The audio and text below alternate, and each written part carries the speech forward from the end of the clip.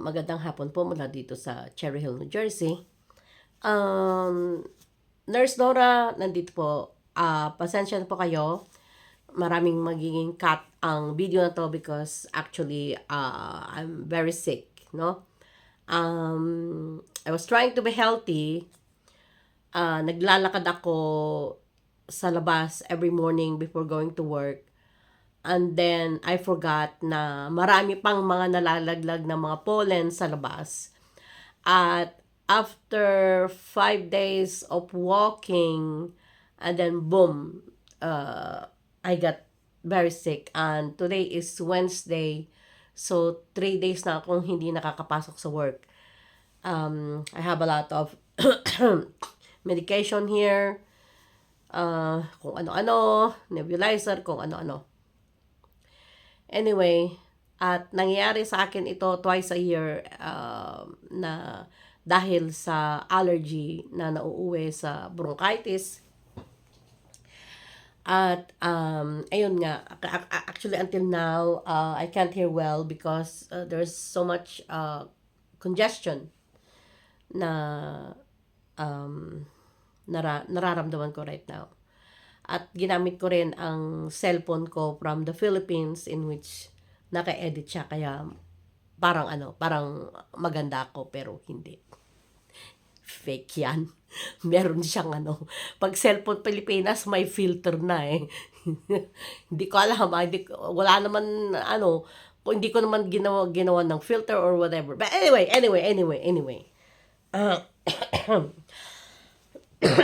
Excuse me po. So, I'll be cutting a lot. Pag uuboy na ako, ikakat natin yan. Even though I'm feeling so bad dahil I've been in the house since Sunday. Nakahiga na ako from Sunday, Monday, Tuesday, Wednesday for 4 days na nakahiga ako. And so, of course, wala akong ginagawa, kundi I cannot get up.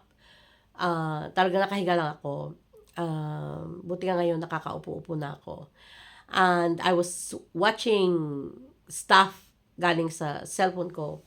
At dito ko nakita yung pangyayari sa hindi ko na na hindi ko pinapanood ang Kalingap. I don't have anything against them.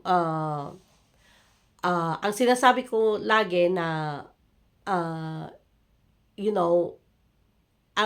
kasi nung mga pinanood ko sila, medyo scripted kasi yung mga napanood ko. Kasi sabi ko, kaya I decided na not to watch them. But I have nothing against them. Well, wala akong masasabing masama sa Kalingap. No? Kanya-kanyang style yan ng kung paano ituwid yung mensahe na gusto nilang iparating sa madla. Kanya-kanyang style yan. Iba, kagaya napapanood natin, style ng Pugong Biyahero, iba. Ang style ng Kalingap, iba. Sasabihin ko lang yung mga kilala ko. Ang style ng King Lux, iba naman ang style ng King Lux. Iba naman ang style ng Wildlife Brothers. So, iba-ibang style yan ng ginagawa nila para iparating nila yung mensahe na gusto nilang iparating sa madla. At the same time, iba-ibang style din yan kung paano sila makahakot ng viewers kasi at the end of the day, ang number ng views is very important para sa success ng ginagawa nilang video, right? That's the truth. Hindi natin pwedeng i-deny yon. It's about the views. Tungkol ito sa number of views para nga maging successful. Kasi kung tutuusin, paano ipagpapatuloy ng mga charity vloggers ang kanilang pagtulong kung hindi naman kumikita ang kanilang video. So, So, may kanya-kanyang style, kanya-kanyang entry kung paano makakuha or mapanatili ang kanilang mga subscribers at ang kanilang mga viewers. Okay. So, okay na po tayo ha. I have established na I have nothing, wala akong masama na masasabi tungkol sa mga charity vloggers. Okay. Kundi, pasalamat tayo at merong mga charity vloggers. Okay? Yun nga lang is meron tayong kanya-kanyang timpla na nagugustuhan kung sino yung gusto nating suportahan at kung sino yung gusto nating i-follow at kung sino yung gusto nating suportahan yung kanilang adhikain. No? Dahil kanya-kanya tayo ng panlasa, kanya-kanya tayo ng timpla, like for example, hindi lahat ay gusto ng adobo, hindi lahat ay gusto ng pansit, no? So, gano'n po yon. Okay, so bakit ako ngayon na biglang napavlog sa ganitong usapin? Kasi dahil nga sa 4 na araw na ako dito sa bahay. Excuse me, I have to cut the video. Sorry about that. Kasi nakita ko itong isa sa mga natulungan nila, in-sponsoran nila, yung pangalan niya, Viance. Alam kong most of you know, pero dahil lang sa ilang napanood ko to sa Raffy Tulfo and kahit hindi ko na panoorin yung buong kwento mula pa nung umpisa and all, from that part alone ng Raffy Tulfo, na nagpunta doon ang Viance and mother and father and that. And nagko-complain na tungkol sa Kalingap. So then they said that nagkaroon na actually ng episode na 98 or 99 episode na siya yung tinampok, no? Siya yung na-feature sa episodes ng mga Kalingap na 98 na, 90s, 98, 99. So ngayon, red flag na agad sa akin yon. Dahil kung totoong may problema ka, hindi mo pa aabutin ng ganong kadami yung episode tungkol na kasama ka sa mga episode na yon kung there is a problem with the group. You know what I mean? So you probably, makikita mo na kung may problema probably sa episode 5, 6, no? 7, 8, 9, 10, okay? Fine. But yung paabutin mo ng hanggang episode 96, 97, 98, then red flag na sa akin yon. Kasi sabi ko, tumaas na yung kilay ko. Sa first episode na yon ng Raffy Tulfo in Action, tumaas na yung kilay ko. Na, something is not right. Sabi ko na agad. And then, second episode, binabawi na nila nung magnanay, no? Nung nandun na si Kuya Val sa studio. So, binabawi na nila yung kanilang complaint dahil masyado lang magulo, etc. So, binabawi na nila. Pinapa-take down na nila kung ano yung mga gusto nila i-take down. Okay. So, the point that I'm trying to make, ang punto ko sa usaping ito, this is not about the charity vloggers. This is about people like them na natulungan, pinakain, and then kinagat ang kamay na nagpapakain sa kanila. Other term, binigay ang kamay sa kanila, ang gusto, pati isang kamay.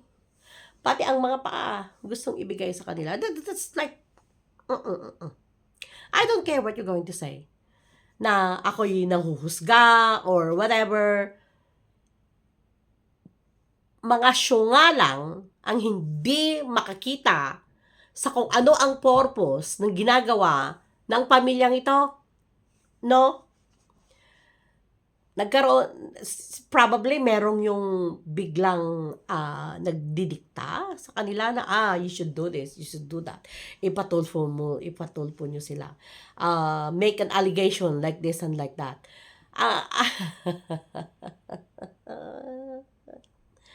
But obviously, it's a hoax. Obviously, this Beyonce girl and her parents are being manipulated minamanipula ng iba sigurong grupo para makuha siya at para siraan ang Kalingap. Probably. Pero ito lang ang masasabi ko. Girl, alam mo kung bakit ka ganyan, Beyonce? Kung bakit hindi ka marunong tumanaw ng utang na loob? Alam mo kung bakit gumagawa ka na ngayon ng mga kwento-kwento? Sasabihin ko sa'yo. Dahil ganyan ang mga magulang mo. Boom! Kung paano pinalaki ang mga anak, kung paano lumaki ang mga anak at tinitignan ang kanilang mga magulang, ganon din sila paglaki. Sorry, but that's the truth. Sorry. Maraming sabi na, judgmental ka na sa, Judgmental na ako kung judgmental. Ang importante, totoo ang sinasabi ko. At wala akong pakialam kung feeling mo is nagiging judgmental ako. No. Klaro lang ang utak ko. Pasensya na kung bobo ka at hindi mo nakigets ang mga pangyayari. No? So, yes. Dahil, kung totoo, ulitin ko yung point ko kanina, na meron talagang masama na nangyayari, kabanyakan and all that, ginamit and all that, dapat, ang ginawa is noon pa, tumiwalag na, noon pa, ibinarangay na, noon pa, isinumbong na, hindi mo hinayaang bigyan ka ng bahay, o pinatayuan ka ng bahay, o naging scholar ka, or ano pa yung mga motor, kung ano pang mga binigay sa'yo, andun sa kaka mag-complain. No, that's not fair. Kaya kaganyan, is ganyan din ng mga magulang mo. Ayan, sinusuportahan pa nila ang kalokohan mo. Na dapat, sila mismo pa yung magsabi sa'yo, ay anak, huwag kang ganyan kasi nakatulong yan sa'yo. Let's say for example, totoo nga na dumating na yung time na, let's say for example na, okay, umalis na kayo dito and all that. Let's say for example, dapat, magpasalamat pa rin kayo because for how many months or years na kayo ay natulungan, dapat nagsumikap kayo ng sarili nyo. Nang sa ganun, pag biglang nawala ang mga charity vloggers na tumutulong sa inyo, is kaya nyo nang tumayo sa inyong sariling mga paa.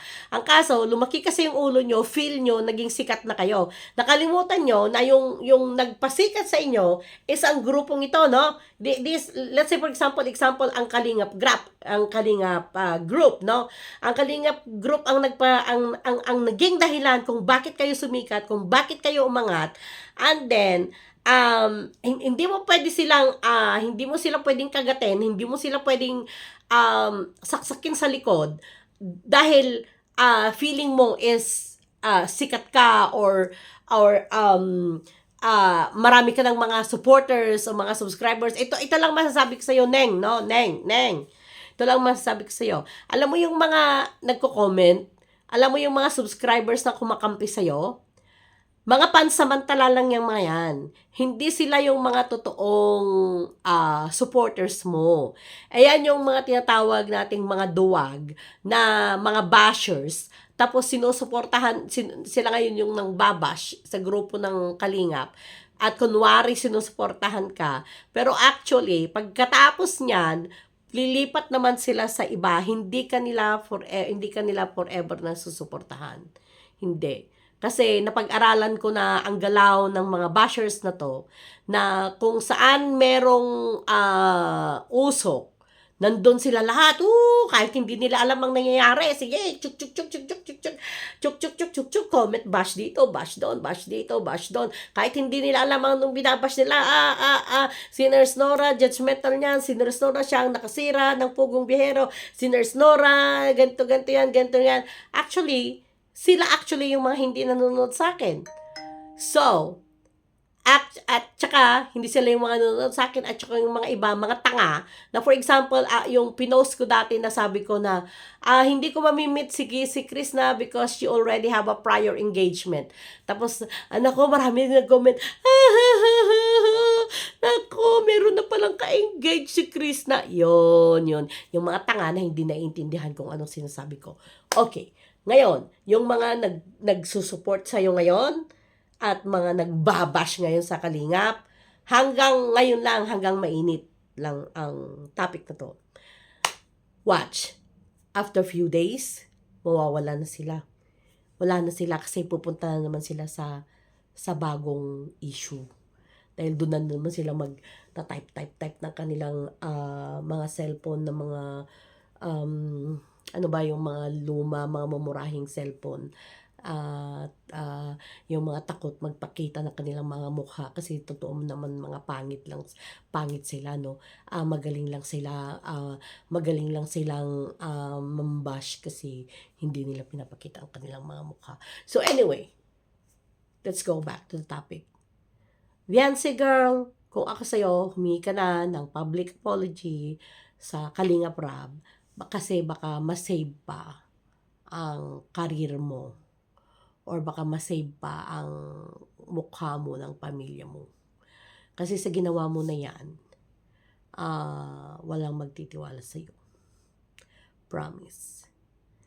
Because kung ginawa mo yan sa tao or sa grupo na nakatulong sa'yo, how much more? Paano ka bibigyan? Let's say, for example, ako ang magiging may company ako at gusto mong mag-apply sa akin ng work, hindi kita tatanggapin. Because, you know what? I know you will not be loyal.